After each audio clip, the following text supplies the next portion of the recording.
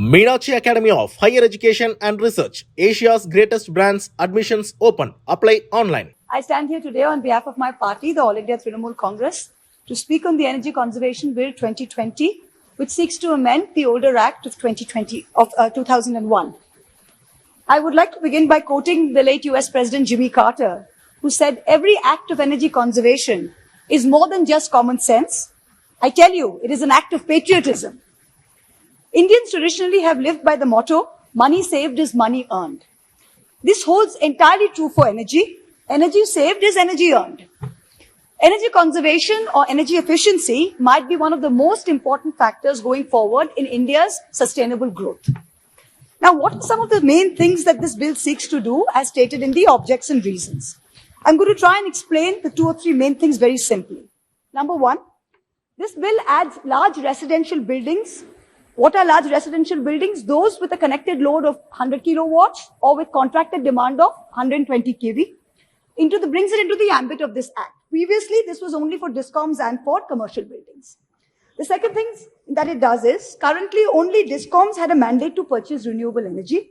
With this amendment, this is going to be extended to industry. So, for example, an industry like, say, a cement plant has to buy 25% renewable power. Now, cement is a RTC process, round-the-clock process. It's a continuous process industry. Solar energy is only available for a certain time. So, this cement plant can't meet all its needs from buying renewable energy. So, what can it do? It can buy carbon-traded certificates instead of purchasing renewable. And somebody like the solar... Oh, shoot. Can you hear? Okay. Yeah, we can hear. Okay, go ahead. So, because it's 24/7 continuous process industry and solar is available only for daytime. So, the cement plant can buy carbon-traded certificates instead of purchasing renewables.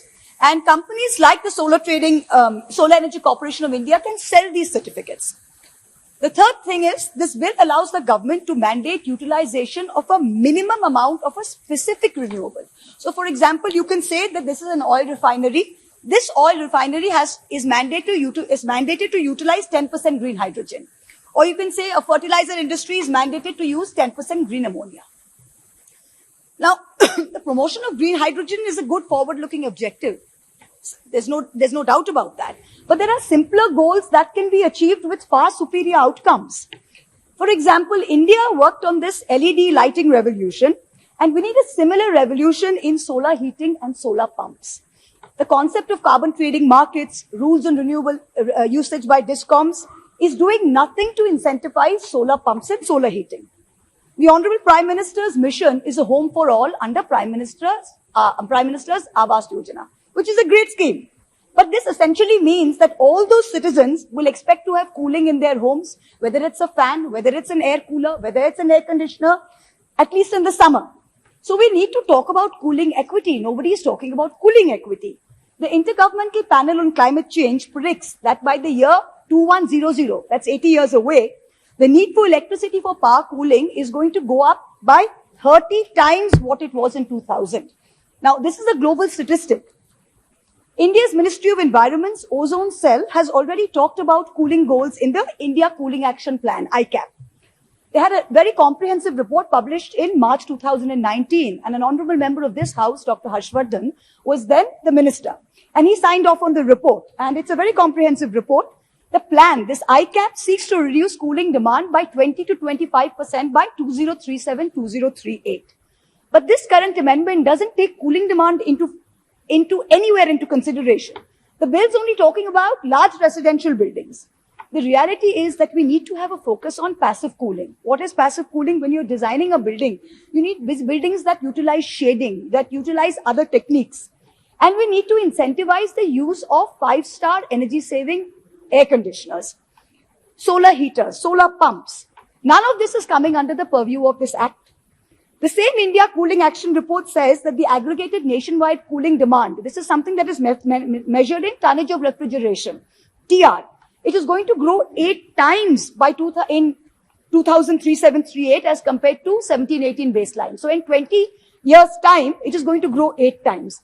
Building sector cooling demand that you're talking about, building sector cooling demand will grow 11 times. Cold storage chain cooling demand will grow by 4 times. Transport air conditioning will grow by 5 times. Now, when you say that this is a green building, How is air conditioning in most buildings done? If you think about residential buildings, most of us live in residential buildings. It is not something that the builder does. It is not something that the government does. Air conditioning is put by individual consumers. So I buy it, you buy it, and then we fit it in our homes. So 8% of current households currently in India have air conditioners.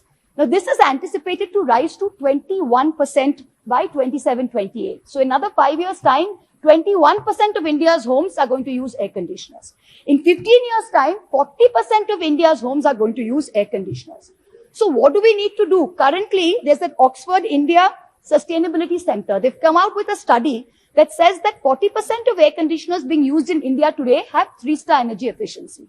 We need to make sure that all air conditioners sold, there is an incentive for R&D, incentive for manufacturers to progressively improve, for 5-star AC units to be available and for people to be incentivized to buy them. And solar-based cooling technologies should be given a big R&D focus because we are not focusing on cooling technologies. If you're talking about rural households, there's air coolers and there's ceiling fans. So even ceiling fans and air coolers, we have something known as a Bureau of Energy Efficiency, the BEE. Today, when you go to the market, for example, if you go to Kotla market and you're trying to buy a fan or you're trying to buy a cooler, there is no BEE stamp on all of them. So we have to make sure everything available to the consumer, even in terms of non-air conditioning, so that fans and coolers have a BEE stamp.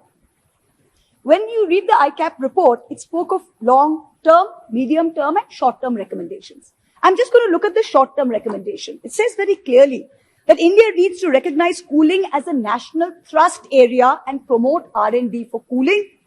It needs to facilitate research for energy-efficient cooling technologies. I don't find any mention of this in the current amendment at all.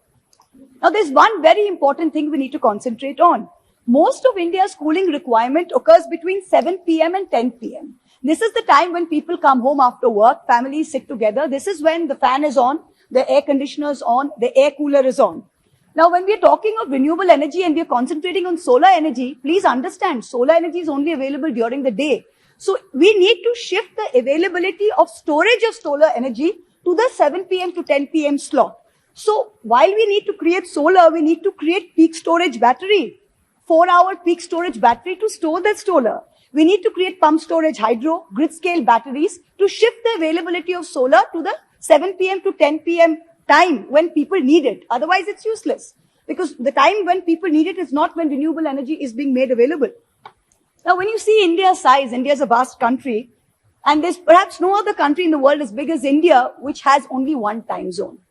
Now, there's a study by the CSIR National Physics Laboratory, and it's a scientific study, which says there's a huge benefit to evaluating, at least let us evaluate the idea of 2 time zones for India, one for the Northeast region. So Assam, onwards Northeast and Andaman and Nicobar, because in the evenings in winter, sun rises at 5 or 6 a.m. and sets as early as 4 p.m. Government offices start at 10 a.m. So you have that peak time in the morning where energy is wasted. In the evening, in the northeastern part of India, you are needing electricity from 4 p.m. for lighting. In the rest of India, you're needing it at 6 p.m. So again, you see the circadian rhythm of people plus the energy needs are different. And perhaps the idea of making that part of India GMT plus 1, GMT plus 6.5 as opposed to us which are GMT plus 5.5 for the rest of India would be beneficial. And the study actually says it would result in an annual saving of approximately 2.7 billion units of electricity. This is a study which is there by the CSIR National Physics Lab. So I think there's a critical need to implement it urgently in terms of both health and energy conservation. Now let's look at the bill from the perspective of industry, because we are encouraging industry to actively produce renewable energy and to promote renewable energy. So what are we doing to make things easier for industry? Number one, the biggest challenge is policy consistency. The regulatory framework for renewables, the procedures are different from state to state. So the definition of the RPO, the renewable purchase obligation, differs from state to state. So this, for a company which is operating pan-India, it's creating a huge risk of investment because your different standards are there for every state. Now the policies are available for 5 years. Again, you have an investment risk. You don't know what's going to happen in 5 years' time. You look at biomass. Biomass doesn't even have a comprehensive framework. The state electricity regulatory commissions, they have delayed payments. Now, the developers then have to get into a debt trap because they're not getting their payments cleared in time from the SERCs. For captive solar producers, a consistent metering policy is a must. There is no consistent metering policy for captive solar producers. When we come to GST, the government previously had 5% GST on renewable energy equipment. Now they have increased it to 12%. If you look at the last 18 months, the price of PV modules, photovoltaic modules, which are used in solar panels, have increased 40 to 50%. So when you're looking at domestic solar engineering, domestic solar procurement, construction, basically the solar EPC market, this has all been hit. This is something we need to look at seriously. Infrastructure. Now there is insufficient integration between the grid and between renewable projects. So the grid is producing the renewable energy. The State Electricity Regulatory Commission is not being able to use all the generated power. So we need the transmission infra to be ahead of the renewable generation infra. We are producing it, the transmission is not being able to pick it up. This is important, this integration. Then we go to overdependence on solar. We know there's an allocation of about rupees 19,500 crores to facilitate domestic solar manufacturing. This is a great thing. Currently, 80% of dependence is on one country, China. 80%. So we need to include provisions in our policies to bring wind energy at par with solar energy. Because most manufacturing for wind energy is domestic. We can also look at mini hydro. Of course, there's a lot of untapped potential in mini hydro. There are some environmental issues that need to be examined. And we also need to promote biomass as an alternative energy source. What's happening now with using only solar is RTC, which is round the clock. We are not getting round the clock in renewable power. This is something that can only be done with a hybrid mix of hydro, wind, and solar. And the next thing we come to is storage. Now, India, again, the same thing. The demand for the time of when the demand for the energy is and the time that energy is produced, there's a lag. So what do we need? We need storage. India would need about a dozen gigawatt scale factories with an average capacity of 10 gigawatt hour at least.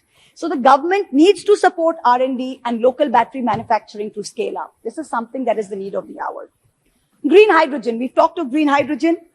Currently, 95% of energy produced, hydrogen produced is grey hydrogen, which is from natural gas.